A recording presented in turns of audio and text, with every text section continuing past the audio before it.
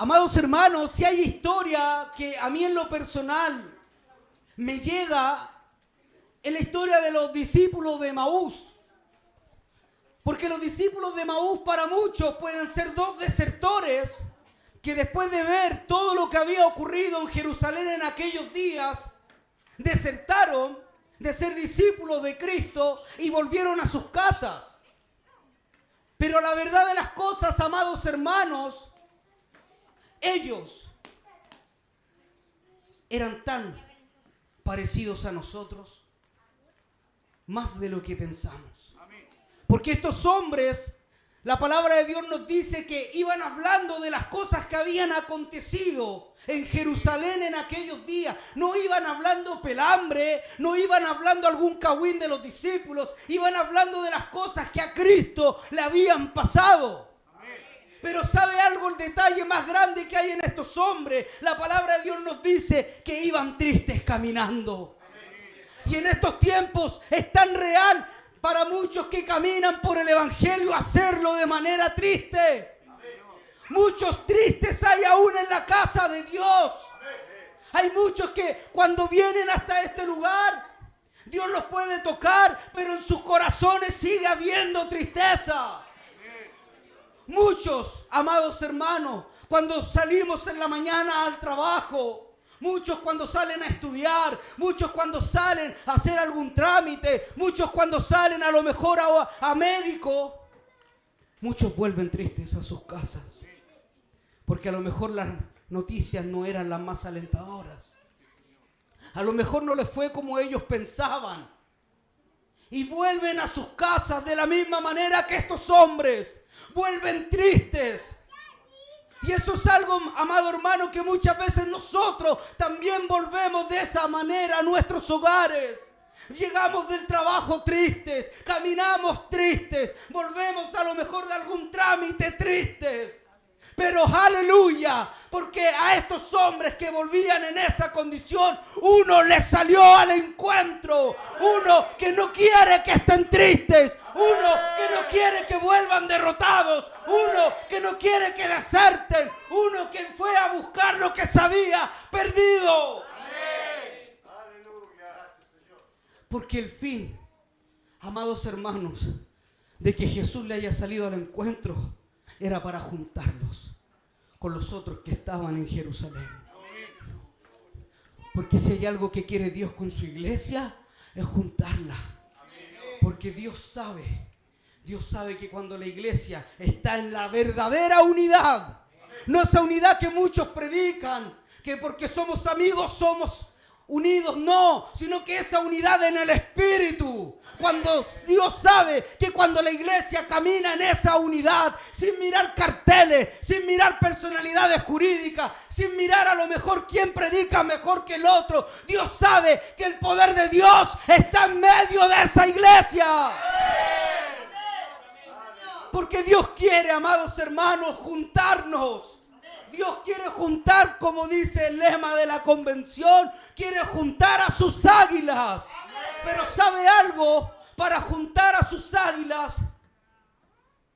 muchas águilas también están lejos. Muchas águilas hoy no pueden volar. Muchas águilas están cansadas. Pero Dios quiere juntarlas. Dios quiere muchas veces en nuestras vidas, como se dice hoy en la modernidad, Dios quiere muchas veces resetearnos. Porque juntar a donde todo empezó es también reiniciar nuestras vidas espirituales. Porque muchas veces sabemos que comenzamos, ¿sabe dónde? Acá. Muchas vidas espirituales se fraguan acá. Pero cuando sabemos y nos creemos que andamos caminando bien, este lugar ya no se llena como en un principio. Este lugar ya deja de ser solamente para los nuevos. Yo ya llevo años en el Evangelio, no necesito venir a humillarme acá al altar. Eso es para los nuevos. Y cometemos un error muchas veces, amados hermanos. Porque si Dios quiere juntar a sus águilas, quiere hacer que esa reunión, que ese lugar ocurran cosas poderosas. Y para que ocurran cosas poderosas en nuestras vidas, muchas veces debemos volver al principio, donde todo partió, donde todo comenzó. El Señor sabía que los acontecimientos habían comenzado en Jerusalén. Por eso Él fue a buscarlos. No para decirles estén tranquilos, sigan a sus casas, sino para hacerlos volver. Porque el Señor tenía un mensaje para sus discípulos. Quedaos en Jerusalén hasta que seáis investidos del poder de lo alto. En pocas palabras lo que les dijo, júntense en Jerusalén porque ahí van a conocer el real poder de Dios. Júntense en Jerusalén porque ahí, aleluya, va a volver a haber un nuevo comienzo en la iglesia que yo quiero fundar el día del Pentecostés. Es que muchas veces no nos gusta volver al comienzo. Lo vemos como una derrota. Lo vemos como un retroceso. Y la verdad de las cosas, amados hermanos, que volver al comienzo es algo glorioso. El libro del Génesis, en el capítulo 15, nos habla la palabra de Dios, que se le aparece Dios a Abraham. No a Abraham, se le aparece a Abraham. Y le vuelve a repetir las mismas palabras que años antes le había prometido. Palabras que aún todavía no se cumplían. Y vemos la palabra de Dios que nos dice en Génesis capítulo 15 que hay un Abraham que está a lo mejor decepcionado y que está en su tienda, en sus cuatro paredes, en su pensamiento, en su parada, como se dice. Como muchas veces nosotros lo estamos, porque vemos que las cosas no salen como nosotros queremos y muchos se amurran. Es que esto no es de Dios. Muchas veces el hombre es caprichoso. Quiere que Dios, todo lo que yo quiera, Dios lo dé así al instante. Y hay procesos que Dios tiene que cumplir en nosotros. Por eso Dios, en primer lugar, le repite las mismas palabras que Abraham ya conocía. Pero el verso 7 de la palabra nos dice que el Señor tomó a Abraham y lo sacó afuera. Porque Dios nos tiene que sacar del pensamiento que muchas veces está errado para volver al comienzo. Muchas veces el pensamiento que tenemos, amados hermanos, de las cosas de Dios no es el correcto. Y Dios viene con las mismas palabras de un comienzo. Y muchas veces nosotros cuestionamos en vez de creer. Y la palabra de Dios nos dice que Abraham creyó y le fue contado por justicia. Porque cuando tú crees en el Señor, estás volviendo a tu comienzo, amado hermano. Cuando volviste, cuando llegaste hasta este lugar y le creíste a la palabra de Dios. Y Dios quiere sacarnos de ese pensamiento que muchas veces tenemos. Ese pensamiento donde muchas veces somos nosotros los pobrecitos. Que muchas veces yo no soy el considerado. Que muchas veces todos me tienen mala. Que las cosas no se hacen como yo quiero. Dios nos quiere sacar de esa tienda. Dios nos quiere sacar de ese pensamiento. Porque Abraham le estaba cuestionando en parte al Señor. Y Dios sabe lo que le dice. Mira las estrellas y cuéntalas si puedes. Así será tu descendencia en la tierra. Y Abraham cree. Porque volver al comienzo es creerle a Dios. Volver al comienzo es no mirar al predicador, sino que escuchar la voz de Jesucristo. Volver al comienzo es no cuestionar lo que mi Padre Celestial me está pidiendo. ¿Cuántos quieren volver al comienzo?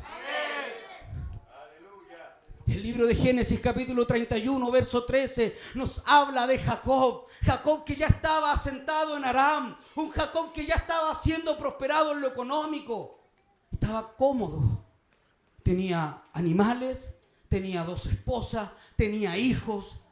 Era un hombre que tenía una vida perfecta para lo que el ojo humano muchas veces ve. Pero Dios le sale nuevamente al encuentro y le dice: yo soy el Dios de Abraham, el Dios de Isaac, el Dios en el cual tú ungiste la piedra en Betel. Vuélvete a la tierra de tu naturaleza. Amados hermanos, ¿cuántos de nosotros hemos prometido cosas a Dios? ¿Cuántas veces, Señor Jesús, si tú haces esto en mi vida, yo voy a hacer esto otro? Y nos acordamos un día, 2 días, y nos olvidamos. Señor, desde hoy día me voy a levantar temprano a orar todos los días. Cumplimos una semana, cumplimos 2 semanas, y se nos olvida. Jacob había prometido a Dios que si él volviese intacto a su casa, él iba a ser su Dios. Y ungió la piedra en Betel. Pero Jacob ahora estaba cómodo en Aram. Y Dios sabía que esa no era su tierra natural. Tu tierra natural no es el mundo, amado hermano. La tierra natural tuya no es las cosas que puedes gozar allá afuera. Tu tierra natural es estar en la presencia de Dios. Es estar de la mano de tu Señor. Tu tierra natural, amado hermano, es estar en este lugar, estar en el altar, estar gozándote en tu asiento. Por eso le dice, vuélvete a la tierra de tu naturaleza. Vuelva al principio, vuelva al lugar donde tú me prometiste algo, vuelva al lugar donde tú y yo hicimos un pacto, vuelva al lugar donde tú y yo tuvimos el primer encuentro. Amén. Porque muchas veces ya nos conformamos con sentir la presencia de Dios un día y el resto de la semana. Y si no podemos congregarnos por trabajo, por economía, ¿no podemos sentir la presencia de Dios en nuestros hogares? Volver a la tierra de nuestra naturaleza es volver a ese lugar donde Dios nos dio un nacimiento, donde tuve mi primer intimidad con Dios, donde yo cuando tuve y sentí la presencia de Dios pude decirle al Señor, ahora Señor, tú vas a ser mi Dios. Jacob tenía que volver al principio. El Salmo 51, en el verso 8, nos habla de un David que tenía que volver al principio. Amén. Hazme oír gozo y alegría, y se recrearán los huesos que has abatido. ¿Cuántos saben que David no solamente era un adorador? David no solamente era un músico. La naturaleza de David era ser pastor de ovejas. La palabra de Dios nos dice que cuando llega el profeta a ungirlo como rey, ¿él dónde estaba? Con las ovejas, porque era pastor. Cuando el rey Saúl le cuentan de un joven que sabía tocar el arpa, ¿cómo lo describen? Como un pastor de ovejas. Cuando él llega a pelear con Goliat, la palabra de Dios nos dice que primero Saúl le quiso poner su armadura, la cual no le pareció cómoda, pero la palabra de Dios nos dice que él iba con un bolsito, iba con un morral. ¿Y qué dice la palabra de Dios? Que iba con su bolsito de pastor, porque su esencia era ser pastor. Dios lo llamó porque él era un amante, pastor de sus ovejas. Él no era cualquier pastor. Él siempre reconoció que las ovejas que él cuidaba no eran de él. Hoy hay muchos que dicen, estas son mis ovejas. David decía, yo cuidaba las ovejas de mi padre. Porque, amado hermano, amado ministro, usted puede tener ovejas, puede tener 100, 200, 500 ovejas, pero son de su Padre que está en los cielos. Y David sabía que él era un pastor. Pero ocurre algo en el camino. Un pastor no deja botadas sus ovejas.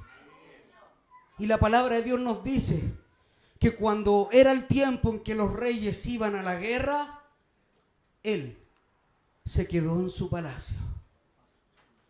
Él dejó a sus ovejas que fueran solas, que fueran sin pastor, que fueran sin un guía, que fueran sin la guía de Dios. Y en ese momento David pasa uno de sus peores momentos, tanto en su vida secular como en su vida espiritual. Porque él se olvidó que era pastor. Él se olvidó de quién era en un principio. Y hoy hay muchos que se han olvidado de quiénes son. Hoy hay muchos que se han olvidado que fueron llamados para adorar y bendecir el nombre del Señor. Hoy hay muchos que se han olvidado que han sido llamados, aleluya, para la gloria de Dios. David se había olvidado que era pastor. Por eso que cuando ocurre lo que ocurre con Betsabé, muere Urías, pasa un tiempo, tiene que venir el profeta de Dios a recordarle algo. Y David escucha la historia de Natán. Habían dos hombres, uno que tenía muchas ovejas y una que tenía una sola, que la amaba con todo su corazón, que la cuidaba, que la alimentaba. Y vino uno de camino y le pidió al que tenía muchas que sacrificara una para él. Y él toma la del que tenía uno. En ese momento, amado hermano, en ese momento David se acordó de quién era él. Porque a nadie podía tocar una oveja de David. Se acordó a lo mejor de todas las veces que tuvo que sacar a las ovejas de la boca del león. Se acordó de todas esas veces que tuvo que sacar a las ovejas de las garras del oso. Y se acordó que era pastor. Por eso se levanta y dice, ese hombre es digno de muerte. David, ese hombre eres tú. Dios lo tuvo que volver al principio. Porque se había perdido, había olvidado quién era. Dios lo tuvo que volver a traer al recuerdo lo que era ser pastor. Por eso la palabra de Dios nos dice, aleluya, y nos toma el Salmo 51 como un salmo en el cual Él pide perdón. Ten piedad de mí, oh Dios, conforme a tu misericordia. Por eso el verso 8 nos dice, hazme oír gozo y alegría y se recrearán los huesos que has abatido. Porque Él se acordó que cuando Él se sentía una oveja de Dios, Él cuando era pastor, a la que se perdía, le quebraba la patita. Pero no la dejaba tirada con la pierna rota.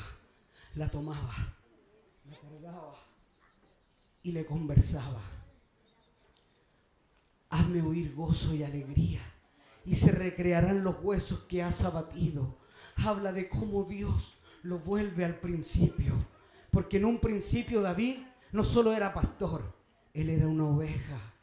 Era una oveja que puede escribir, el Señor es mi pastor, nada me faltará. Él se sentía una oveja delante de Dios y era ese lugar donde Dios lo hace volver. Porque muchas veces nos perdimos, muchas veces tenemos que volver al comienzo, amados hermanos. Tú eres una oveja del Señor, tú eres, aleluya, tú eres una oveja en las manos del pastor de los pastores.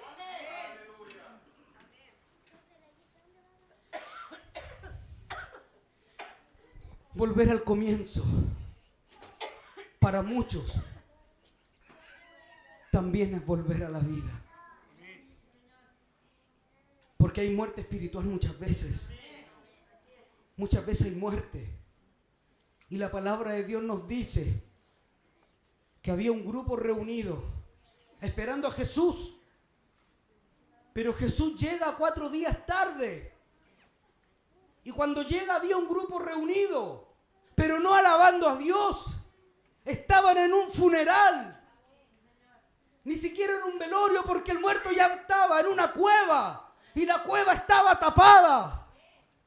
Y llega Jesús. Muchas veces, amados hermanos, hay muerte en nuestras vidas. Muchas veces, amado hermano, en nuestros corazones se generan situaciones tremendas que generan muerte espiritual. Pero aleluya, Jesús siempre llega a tiempo. Jesús siempre llega con una palabra. Jesús siempre llega para dar esperanza.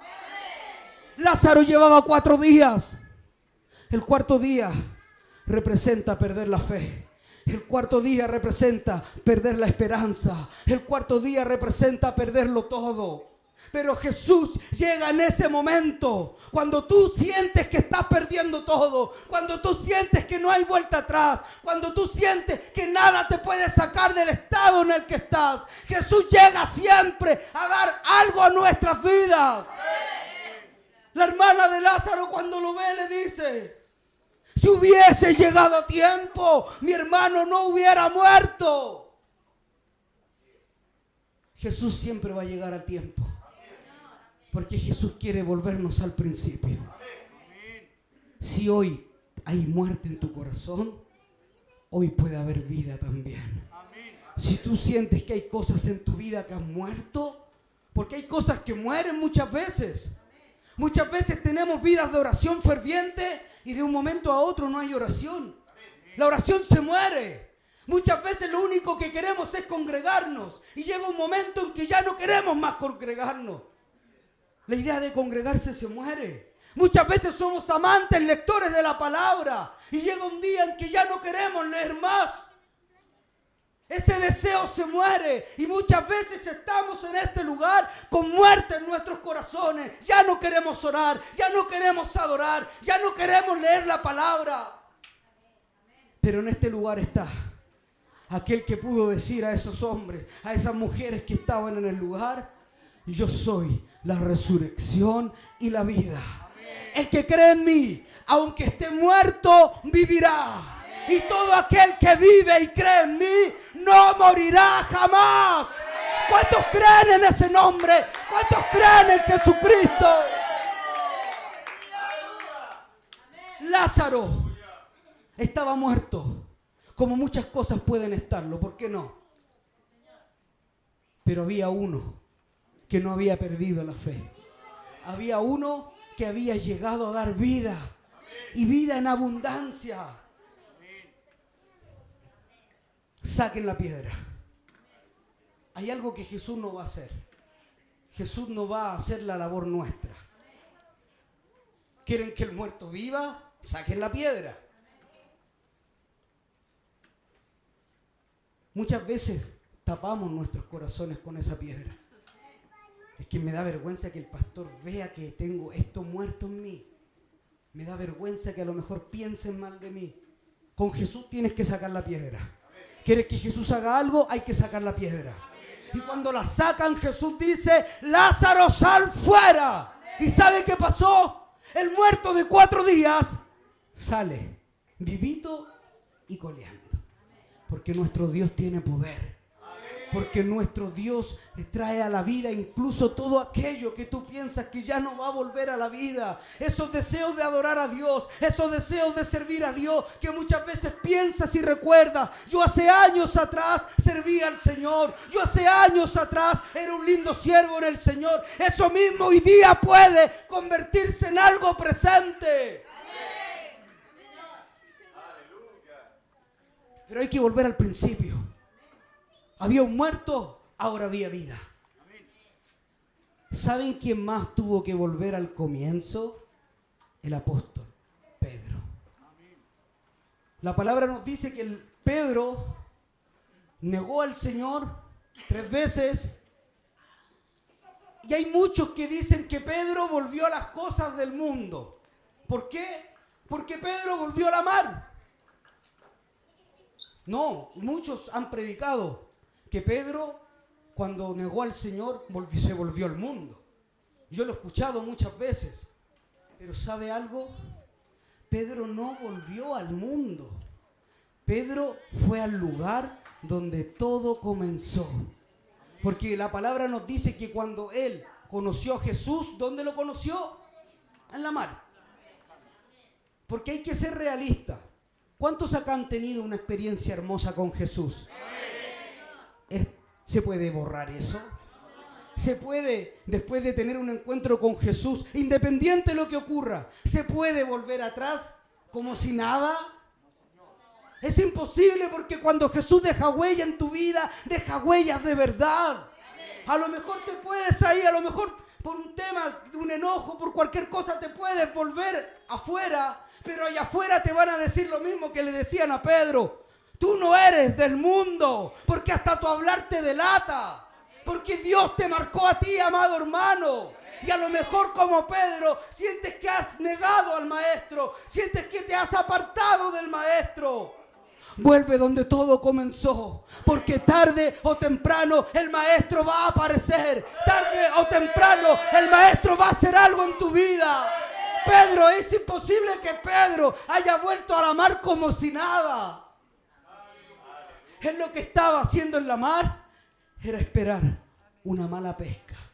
Imagínese un pescador que está esperando un mal día de pesca. Eso es imposible. Uno cuando sale al mar lo único que quiere es llenar el barco. Pero Pedro, ¿qué estaba esperando? Volver con la red vacía. Porque la red vacía, ¿sabe lo que significa para Pedro? Jesucristo. ¿Sabe lo que significa una mala pesca? Jesucristo. Para él significaba eso, porque él ese día perdió su oficio, pero ganó un oficio más importante, que era servir al Señor. Aleluya. Ese día Pedro dejó su oficio de lado y empezó un oficio más importante, que era pescar hombres. Por eso Pedro vuelve a la mar esperando que Jesús apareciera ahí. Imagínese el corazón de Pedro cuando escucha: el barco viene vacío. Aleluya. Pedro tuvo que haberse impacientado. Esto está ocurriendo de nuevo. Porque cuando tú tienes a lo mejor, tienes problemas, cuando tú a lo mejor sientes que te apartas, cuando tú a lo mejor sientes que le fallas al Señor, lo peor que puedes hacer es volver para afuera, es irte. Tienes que volver donde todo comenzó. Si sientes que le ha fallado el Señor, vuelve donde todo empezó. Pedro volvió a la mar porque sabía que el Señor en algún momento iba a volver a ese lugar a buscarlo. Y volvió. Y le dice Pedro: ¿me aman más que estos? Muchos dicen que se refería al mar, pero recién dijimos que Pedro no volvió por los peces. ¿Me aman más que estos? Lo que en griego Pedro está escuchando es: Pedro, me agapeas. Y el Pedro que le responde: Señor, tú sabes que te fileo. Le responde con algo diferente. En las versiones que nosotros tenemos le responde lo mismo. Pedro, ¿me amas? Sí, tú sabes que te amo.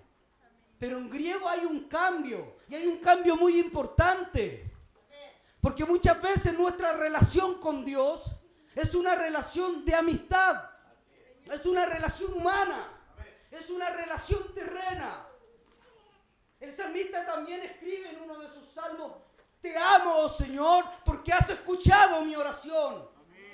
Entonces yo me pongo en el otro caso: ¿y si no lo hubiera oído? Porque muchas veces nuestra relación con Dios es humana. El Señor me rescató, por eso lo amo, por eso lo sirvo. Amén. Si eso con uno parte con una relación así con Jesucristo, pero el Señor le está mostrando algo más glorioso. Pedro, ¿me amas con el amor de Dios que tiene que estar en tu corazón? ¿Me amas como tu Señor? ¿Me amas como el Todopoderoso? Y eso es una pregunta muy difícil. Por eso Pedro no le responde: Señor, tú sabes que te amo como un amigo. Te fileo. Te amo porque eres mi maestro, porque hemos compartido 3 años y medio. Te amo. El Señor nos quiere hacer volver al principio para mostrarnos su amor. Muchas veces creemos que volver al principio es un retroceso y es un castigo. Volver al principio es volver al amor de Dios. Volver al principio es volver a la naturaleza del cristiano. Muchas veces entre nosotros, amados hermanos, nos amamos, pero con un amor terreno. Porque nos conocemos, compartimos. Pero está el amor de Dios en nuestros corazones para el uno con el otro. El Señor le dice, agapeaos los unos a los otros. El Señor dice, agapea a tu enemigo. Pedro, cuando comprende el amor de Dios, deja un mensaje en una de sus cartas. Maridos, agapear a vuestras mujeres como Cristo agapeó a la iglesia. Porque el amor de Dios es un amor perfecto. El amor de Dios es un amor, aleluya, es un amor glorioso que sobrepasa todo entendimiento. Cuando el amor de Dios está en nuestros corazones, podemos volver al comienzo. Por eso el libro de Apocalipsis, la palabra nos dice que Jesús le habla a la iglesia de Éfeso. Una iglesia que hacía todo bien, que había palabra de Dios, que habían los dones del Espíritu Santo, que, aleluya, había algo glorioso. Todos hacían bien la obra. Todos trabajaban incansablemente sin desmayar. Todos podían reconocer a los que decían ser apóstoles y no lo eran. Era una iglesia perfecta, amados hermanos. Pero ¿sabe algo? Había perdido, había dejado su primer amor. El primer amor, ese amor que está en el principio. Ese amor que muchas veces nosotros lo vivimos y lo dejamos guardado. La palabra dice que la iglesia no lo había perdido, sino que lo había dejado. Así como yo un día tengo una chaqueta y mañana la dejo guardada. Porque muchas veces nos acostumbramos a hacer la obra, pero dejamos el amor en nuestras casas. Lo hacemos porque aprendimos un oficio, lo hacemos porque aprendimos a predicar, lo hacemos porque aprendemos a hacer la obra, como algo mecánico. Volver al principio es volver a ese amor. Volver al principio es volver a reunirnos en el lugar donde, aleluya, somos todos iguales. En el lugar donde no hay nadie que sea por sobre todo mayor que los demás. Reunirse, amados hermanos, es reunirnos en el amor del Señor. En el ágape, en ese amor perfecto, donde no hay ni mayores ni menores. En el amor donde todos somos iguales. Volver al principio es poder volver a las primeras obras. Es reunirnos bajo las primeras obras. ¿Cuántos quieren volver al comienzo? ¿Cuántos anhelan volver a ese tiempo donde a usted no le importaba la hora, donde los niños podían estar corriendo y a uno no le importaba? Porque Dios, yo sentía que Dios se estaba moviendo en medio mío. Porque sentía que Dios estaba teniendo un momento de intimidad conmigo. Volver y reunirse, amados hermanos, es volver a ese momento donde nada importaba, solo estar reunidos en el nombre de Jesús. El Señor llegó a estos hombres, a los discípulos de Emaús, no solamente con el fin de tirarles la patilla, ni de quebrarles sus piernas.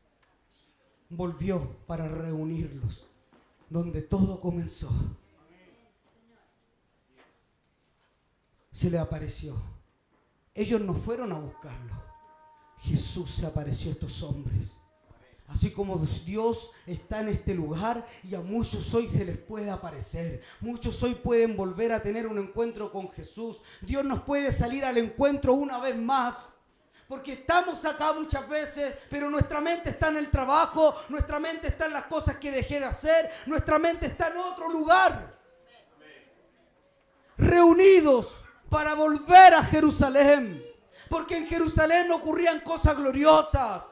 Jerusalén era un centro de adoración. Jerusalén era un lugar donde, aleluya, todos podían gozarse en la presencia del Señor. Jerusalén era el lugar donde Dios se manifestaba a su pueblo. Jerusalén era el lugar donde estaba el templo de Dios. ¿Sabe algo? ¿Cuántos templos hay en este lugar?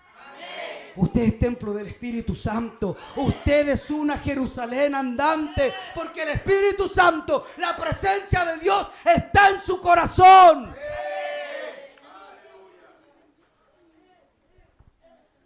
Jerusalén es importante. Espiritualmente es muy importante. Por eso los salmistas del Salmo 137 pueden decir: si me olvidare de ti, oh Jerusalén, pierda yo mis fuerzas. Mi lengua se pegue a mi paladar si de ti no me acordare. Si no pusiere a Jerusalén como preferente asunto de mi alegría. ¿A cuántos les da alegría estar en este lugar? ¿A cuántos se gozan cuando el nombre de Jesús es invocado? ¿Cuántos se gozan cuando el nombre de Jesús, aleluya, empieza a sonar en este lugar? Y se hace todo en el nombre de Jesús. Se ora en el nombre de Jesús. Se pide por los hermanos en el nombre de Jesús. Porque ¿cuántos saben que cuando el nombre de Jesús es invocado, como dice el coro, suceden cosas maravillosas?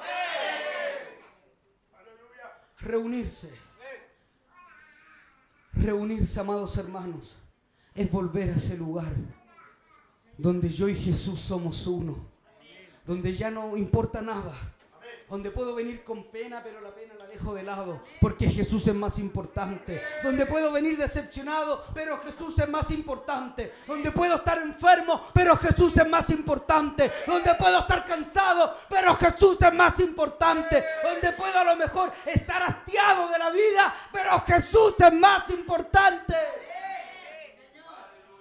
Oh, aleluya. El libro de Job, en el capítulo 39, amados hermanos, la palabra de Dios nos dice: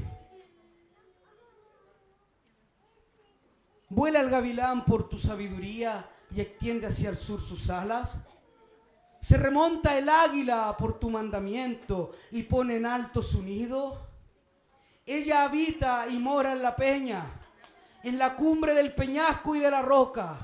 Desde allí acecha la presa, sus ojos observan de muy lejos, sus polluelos chupan la sangre, y donde hubieren cadáveres, allí está ella.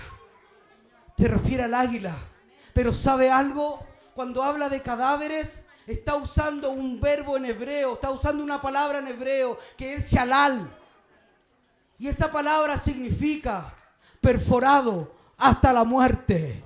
Las águilas no se reúnen en cualquier lugar.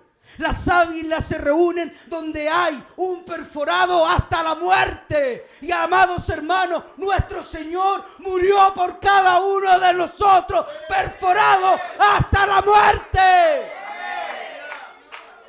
Las águilas no se reúnen en cualquier lugar. Las águilas no pueden estar reunidas allá afuera en el mundo. Las águilas no pueden estar reunidas, aleluya, en la desesperanza. Las águilas tienen que estar reunidas donde está el Señor Jesucristo.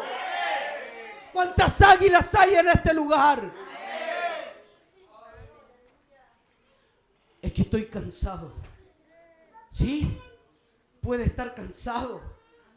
Pero el libro de Isaías nos dice que los jóvenes se cansan y se fatigan, pero los que esperan en el Señor tendrán nueva fuerza, levantarán sus alas como las águilas, correrán y no se cansarán, caminarán y no se fatigarán. ¿Puede haber un águila cansada? Sí, amén. Pero espera en el Señor. ¿Cuántos quieren esperar en Dios? Es que pueden haber águilas que estén viejas. ¿Por qué no? ¿Cuántas veces nos sentimos? Aún los jóvenes muchas veces llegamos a los 30 años y como que sentimos que se vienen todos los achaques. Yo ya no hago vigilia, pido el día libre en el trabajo, o si voy a trabajar, trabajo a media máquina. Ayuno y ya el cuerpo se resiente. Pero ¿sabe algo? Las águilas también se pueden rejuvenecer. Y hoy hay muchas águilas que a lo mejor sienten que están viejas. Hay muchas águilas que sienten que ya no sirven. Y ¿sabe algo? El águila se puede rejuvenecer. El salmista dice: el que sacia de bien tu boca, de modo que te rejuvenezcas como el águila. ¿Sabe qué? El rejuvenecer para el águila es una decisión personal. Cuando el águila se siente vieja, tiene que despojarse de lo que lo hace águila. Es que soy águila, y las plumas dicen que yo soy un águila. El águila, para rejuvenecer, tiene que despojarse de sus plumas. Es que mis garras hacen que yo sea águila. Las garras muchas veces se encorvan, que ya no sirven. Hay que sacarlas. Es que mi pico dice que soy un águila. El pico también tiene que romperse. El águila tiene la opción de rejuvenecerse. Y para rejuvenecerse tiene que despojarse de lo que lo hace ser águila. Muchas veces a nosotros nos gusta que nos digan siervos. No, es que yo soy el siervo. Es que a mí me tienen que poner a predicar porque soy el siervo. Muchas veces tenemos que despojarnos de eso para seguir viviendo. Porque si el águila decide quedarse así, va a morir. ¿Y cuántas águilas quieren morir acá? Yo creo que ninguna. ¿Cuántas águilas quieren rejuvenecerse? ¿Cuántas águilas quieren despojarse? Porque despojarse, amados hermanos, no es solamente dejar mi estado cómodo como me gusta. Despojarme es poder llegar hasta este lugar y decir: Señor, te necesito. Señor, no soy nada sin ti. Señor, necesito reunirme en tu nombre. Señor, necesito estar con mis demás hermanas águilas, aleluya, alabando tu glorioso nombre. ¿Cuántos han venido a eso el día de hoy? ¿Cuántos han venido a gozarse? ¿Cuántos han venido a reunir en el nombre del Señor? ¿Cuántos han venido a tomar nueva fuerza? ¿Cuántos han venido el día de hoy a derramar su alma en la presencia de Dios? Lo invito a que se ponga en pie.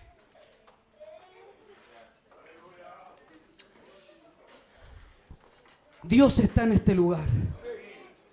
El que fue perforado hasta morir está en este lugar, pero no está muerto. Mi Cristo vive. Porque el que se le apareció a los discípulos de Maús no fue un fantasma, fue nuestro Señor resucitado, diciéndole a estos hombres: yo estoy vivo y vivo para siempre.